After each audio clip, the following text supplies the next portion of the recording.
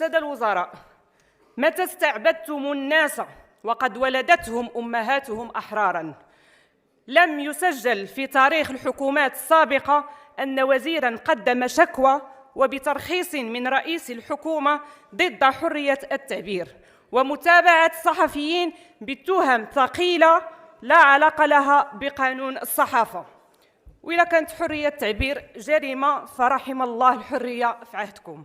اعتزازنا وفخرنا بالدبلوماسية الملكية في تدبيرها الحكيم لقضية وحدتنا الترابية والانتصارات والإصلاحات التي قادها وحققها جلالته في ربع قرن منذ اعتلائه عرش أسلافه الميامين، بارك الله في عمره وصحته. السيدة والسادة، نجدد إدانتنا لما يتعرض لهم أطفال ونساء وشباب وشيوخ غزة رمز العزة، ونعبر عن رفضنا لصمت المجتمع الدولي لما يقوم به بنو